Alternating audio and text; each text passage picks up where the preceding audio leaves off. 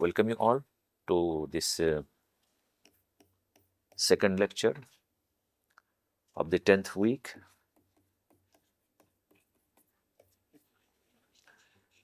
In continuation of what we have deliberated upon regarding the emergence of a novel in Eastern as well as Western circles of literature or literary enterprise, the concept of novel, how it evolved, and the early examples of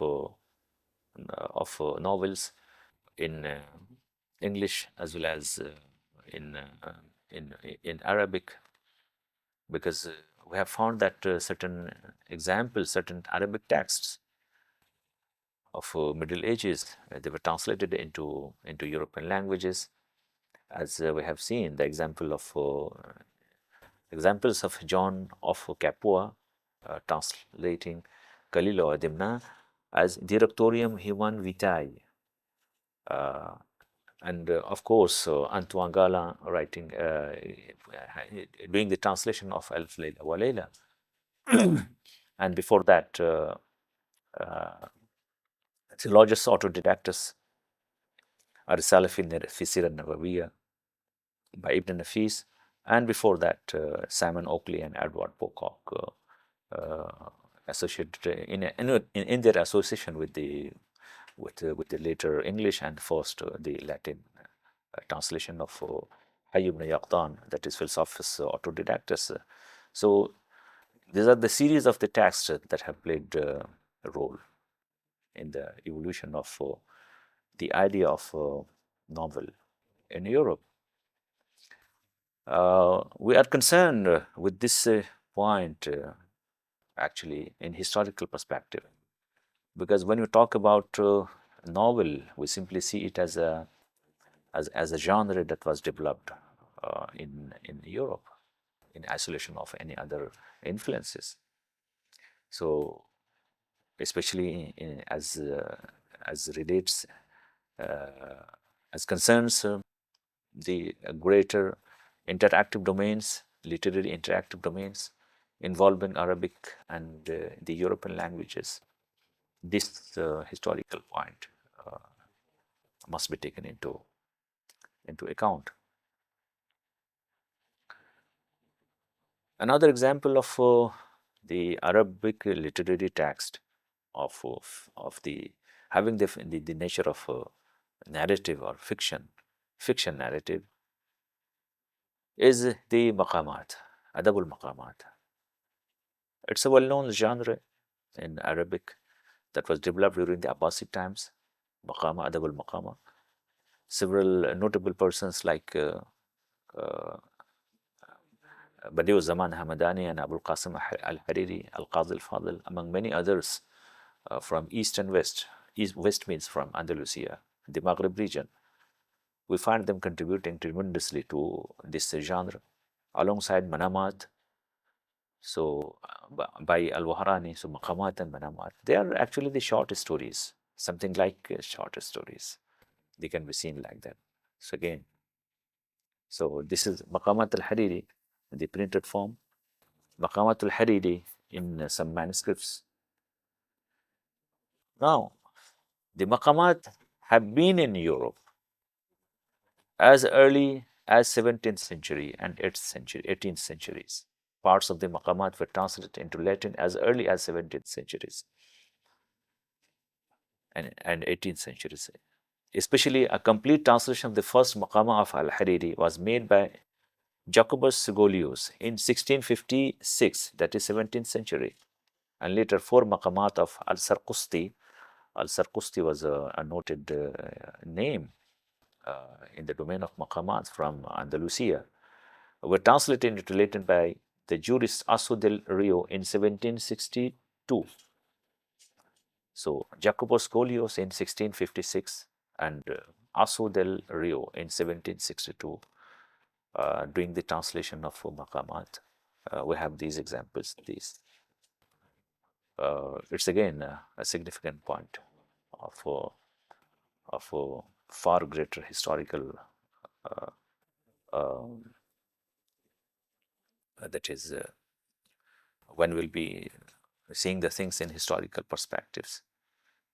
So, in historical parlance, in terms of the valid reasons, the solid grounds that will be proving, that will be playing the role in substantiating a claim, a hypothesis.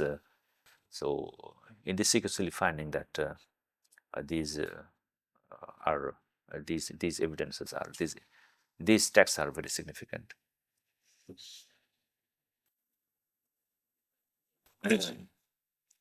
Theodore Preston in 1850 translated Maqamat into English.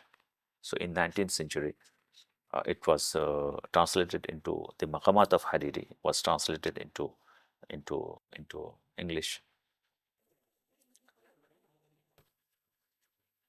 So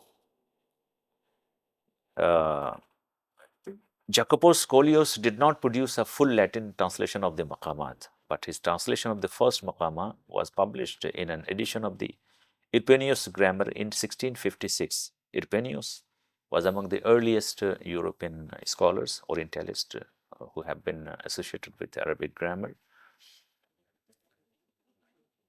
So this translation of the first Maqama was later included in a collection of Al-Hariri's Maqamat published by the Dutch Arabist Albertus Scholtens in 1740. Scholtens has been associated with the Leiden University, where Golius had previously been a prominent professor of Arabic. So these historical informations are of significance.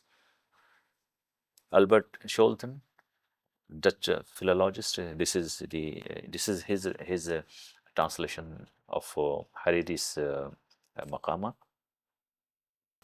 At the second stage, we'll be finding the literature of romance or the chivalric romance.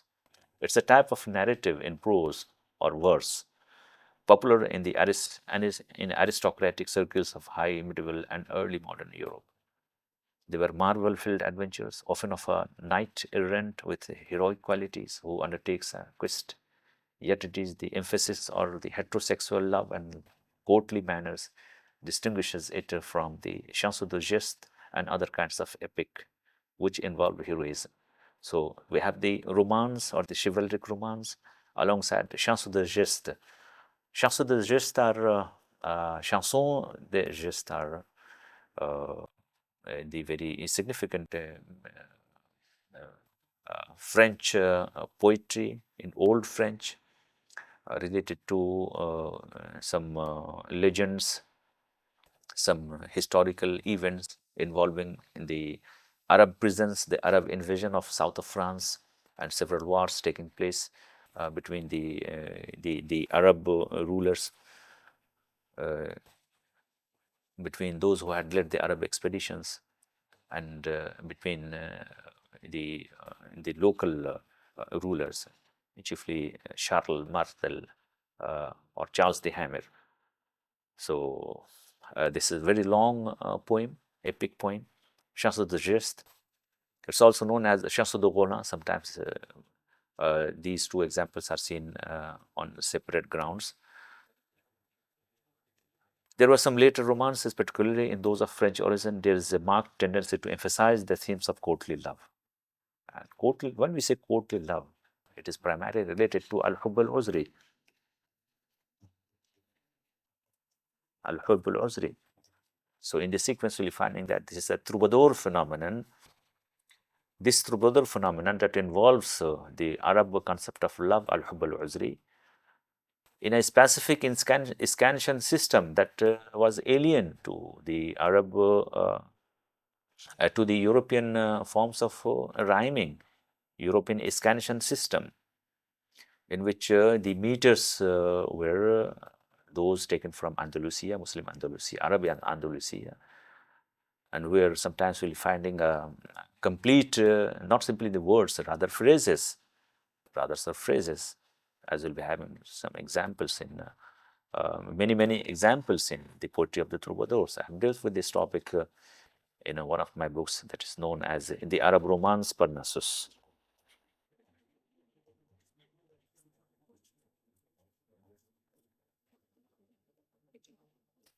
alongside segments being in another of my book, that is the Arab Legacy of Latin Europe.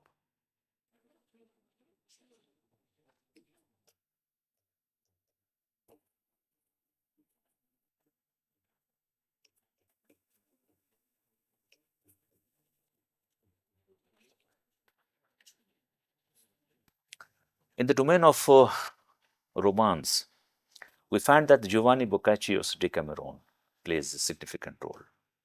Giovanni Boccaccio was an Italian poet and writer of romance during the Middle Ages. This book was written in 1354. Significantly, I'm quoting this because in that book, which has played role in the in the history of the evolution of fiction in Europe, as well as in on the international level, where the European model was to be seen as the universal model. We'll be having the Arab elements, the Arab Islamic elements in this in the Decameron.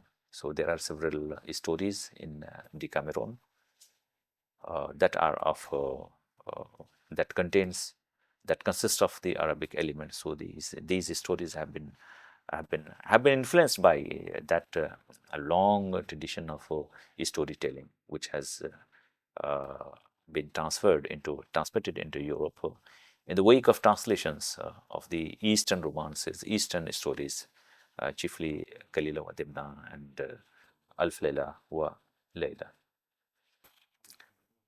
Geoffrey Chaucer, in his Canterbury Tales, again draws. It has been analyzed by historians, by the critics, that his themes and depictions are very much close. Sometimes it reflects many themes taken from the East. The same thing is related to Miguel de Cervantes' Don Quixote. Miguel de Cervantes, while writing Don Quixote in 1605, which is sometimes regarded as the first great novel of the world literature, it can be seen in parallel lines with the Adabul Maqamat. Adabul Maqamat, which has been, and significantly, there have been several writers of Maqamat in Andalusia as well as in Maghrib region. So this actually shows to us this significant aspect. Clubbing together is the example of Muhammad ibn Daniel. Muhammad ibn Daniel. He was a prominent figure during the Ottoman times, who had written three tracts of the having the nature of fiction. طيف الخيال, عجيب وغريب. First is طيف الخيال, the second is عجيب وغريب, and the third is المتيم والضايع أو ضايع اليتيم. This is the printed edition of طيف الخيال. So this way we find a trajectory, a historical trajectory of very significant nature as evolves as it is related to the idea of like we have the maqama, we have the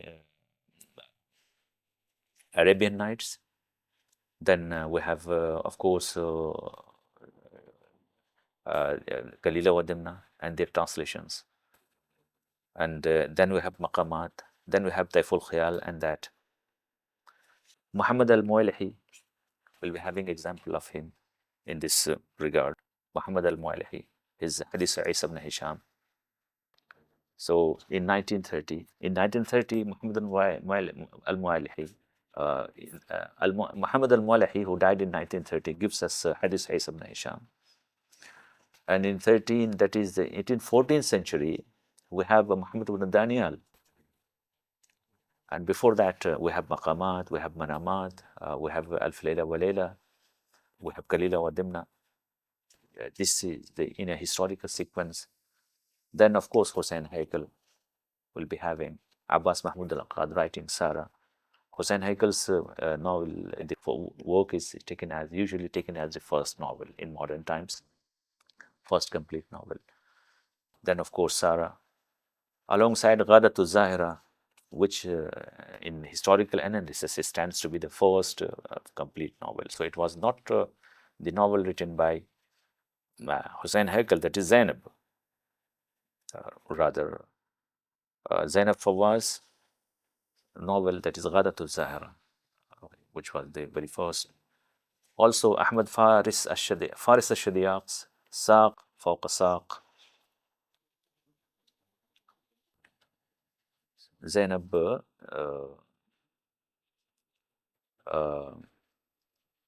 Al-Amili, who died in year 1914. She was a Lebanese writer, a feminist, a historian. These are different editions of the novel she has written, Ghadatul Zahira, also known as Husn al-Awaqib.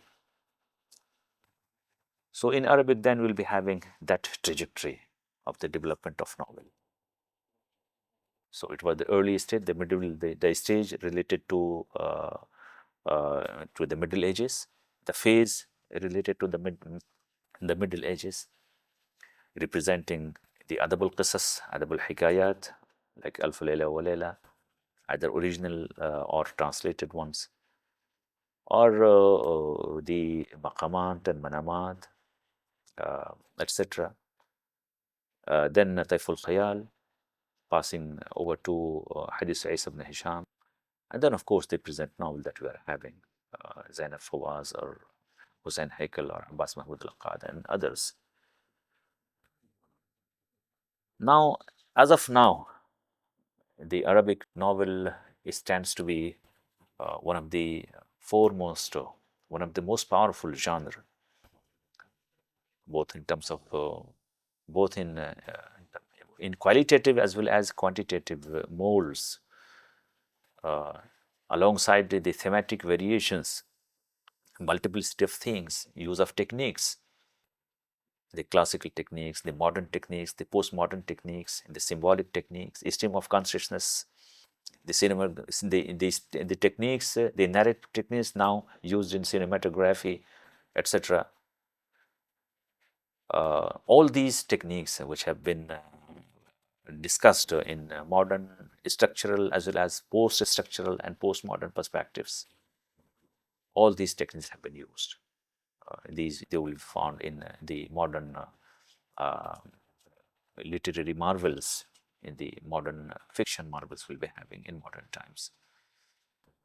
So there are, we'll be finding now thousands of novels which have been written, especially when Najib Mahfouz got the Nobel Prize way back in 1988. We'll be having several lists given the best novels. So here is one list having 100 best novels. Here we'll be finding Najib Mahfouz, ثلاثية, جبرة, البحث عن وليد مسعود, شرف صنع الله إبراهيم, الحرب في بر مصر, يوسف القعيد, رجال في الشمس, غسان كنفاني, الوقائع الغريبة في اختفاء سعيد أبي النحس, المتشائل إيميل حبيبي, الزمن الموحش حيدر حيدر, راما والتنين, أدوار الخراط, حدث أبو هريرة قال, محمود المسعدي, كوابيس بيروت, غادة السمان, المجوس, إبراهيم الكوني, الوشم, الرجع, الشراع والعاصفة, حنمينة, زيني بركات, جمال الغيطاني, الوباء, هاني الراهب, and all these are the 100 best novels according to this list. And of course, we'll be having so many other lists in this regard. So, يحيى حقي, غازي القصيبي, غايب طعمة فرمان, علي أبو الريش, رشاد أبو شاور, أبو المعاطي أبو النجا, خيري شلبي, عروسة النالوتي, غالب هلسة, إبراهيم أصلان, إلياس قوري, سهيل إدريس, توفيق الحكيم, زيد متع دماج, محمد برادة, مبارك الربيع, حسن نصر, موسى ولد ابنه, عبد الحكيم قاسم, حليم بركات, حنان الشيخ, عبد الحميد بن حدوقة، أحمد يوسف داود، ليلى العثمان، اعترافات كاتم صوت مونس الرزاز، محمد جبريل بحري، صنعاء مدينة مفتوحة، محمد عبد الولي، ثلاثة القرناطة، رزوة عاشور، دعاء الكروان، طه حسين، السقامات يوسف السباعي، مجيد طوبية في تغريبة بني حتحوت، بعد الغروب محمد عبد الحليم عبد الله، عبد السلام العجيلي while giving قلوب على الأسلاك، باب الساحة سحر خليفة، النخاس صلاح الدين بوجاه. They're very prominent names. Rather, all these names are very, very prominent. اللاز الطاهر والطار، محمد زفزاف، المرأة والوردة، رشيد بوجدرة، ألف عام وعام من الحنين، القبر المجهول، أحمد ولد عبد القادر، الاغتيال والغصب، موافق خضر، قمر كيلاني، الدوامة، فوزي رشيد الحصار، في بيتنا الرجل، إحسان عبد القدوس،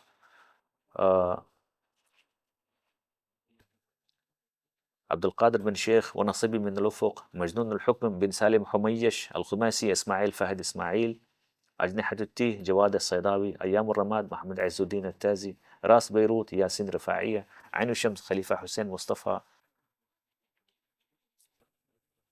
بالإضافة إلى كل هؤلاء الآخرين، خاصة يعني مدن الملح، especially مدن الملح that happens to be the longest, the biggest novel ever in 5 volumes. So this actually showcases the significance of the grandeur of Arabic novel, as we have. We can have some glimpses of Najib Mahfouz, who was awarded Nobel Prize in Literature in 1988. These books, alongside the Arabic, the English translations, will be having. So this actually depicts, puts into record, alongside evidences, the grandeur of Arab fiction, the rise of Arab fiction in modern times. With this, we conclude this lecture. Thank you.